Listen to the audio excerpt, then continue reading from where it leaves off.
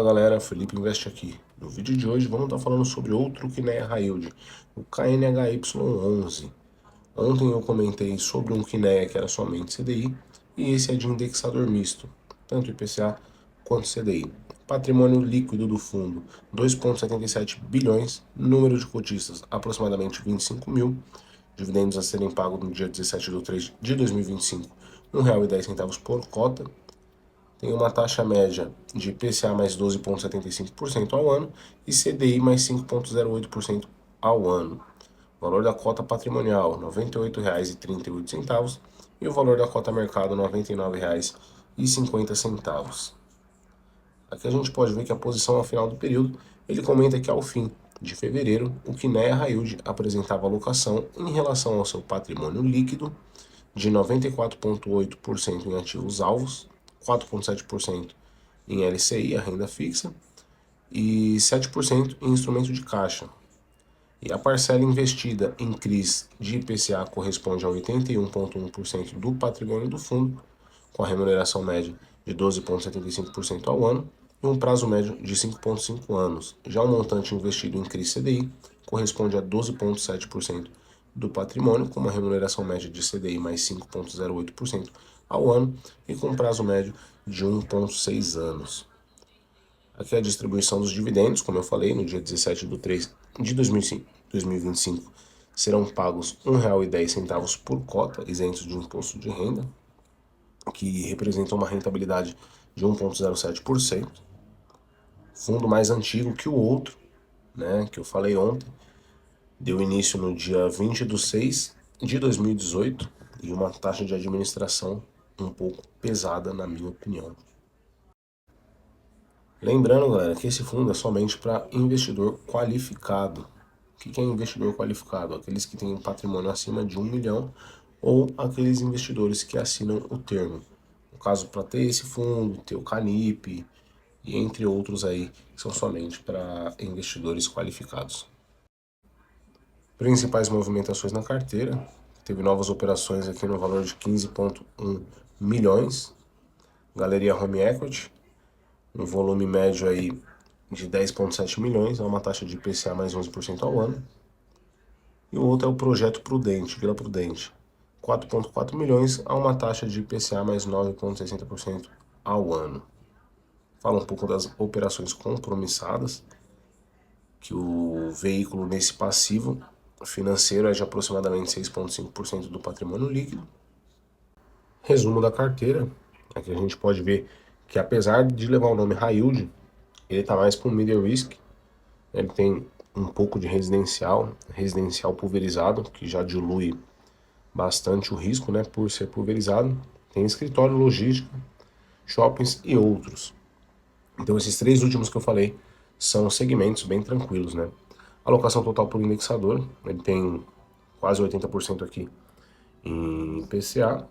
Em questão das negociações e liquidez, a gente pode ver que esse fundo ele sempre vem sendo negociado acima do seu VP, né? Passa anos e anos aí sendo negociado acima do seu VP.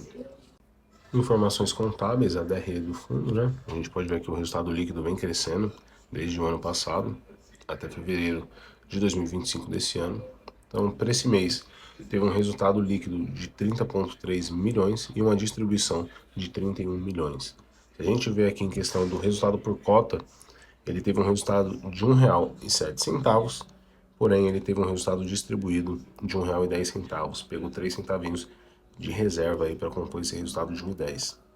E a reserva acumulada não distribuída de 82 centavos. Aqui ele explica mais ou menos sobre a inflação, né, que é referente aos meses de dezembro e janeiro, sempre 2 meses para trás. E sobre o IPCA também de 2025, que atingiu 5,65%, com frequentes revisões para cima na expectativa de mercado. Então é por isso que esse fundo está indexando mais os seus CRIs para o IPCA, né? Porém tem uma pequena parcela ali em CDI, mas é bem pouco. Rendimentos mensais, a gente pode ver aqui o período, né, dos últimos 12 meses e tal, quanto ele pagou aí nos últimos 12 meses, quanto que ele conseguiu gerar. A rentabilidade vem sempre próxima aí de 1% e tal. Claro que se a gente compra esse fundo mais barato, nossa rentabilidade sobe. Em questão aqui da cota diária, a gente pode ver aqui, né, o IPCA, o retorno que ele dá.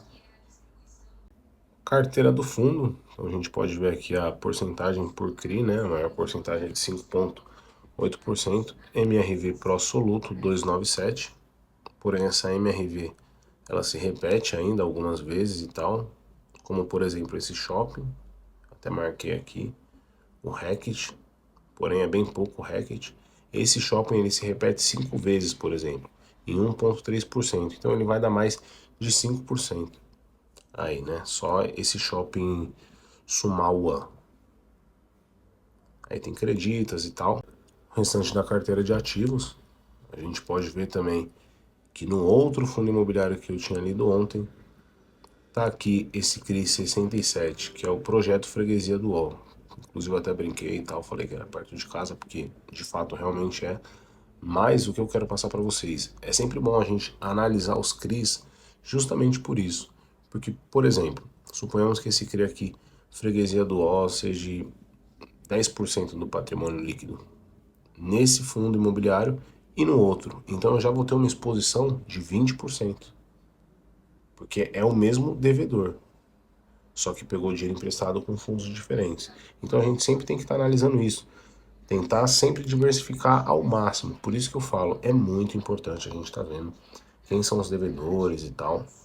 Esse aqui, por exemplo, tem mais devedores do que no outro, com praticamente 85, 87 devedores aí. Carteira de ativos, aqui a gente pode ver que inclusive ele tem cotas do Canuck na carteira, né? O acompanhamento da carteira em vídeo e tal. Resumo dos ativos por segmento. Então basicamente aqui essa parte eu pulo, mas a gente consegue ver o devedor, o ativo, o estado, a descrição, se tem garantia ou não, o vencimento e LTV, a porcentagem de garantia que é a mais da dívida. Isso significa LTV. Claro, se tiver acima de 40 é melhor, né?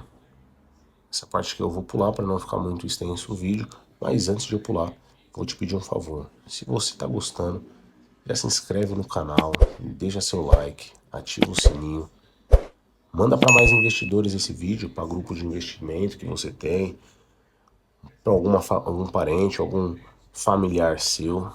Isso ajuda bastante o canal. Então basicamente é isso. Fundo bem tranquilo, em questão da sua carteira, 100% adimplente, sem nenhum problema. Esse fundo, na minha opinião, ele é mais puxado para o Media Risk do que para um próprio High Yield, né? Se a gente pega os de fato, os High Yields, né? O próprio DEVA, HCTR, enfim. E basicamente é isso, galera. Eu sou o Felipe Invest e fui!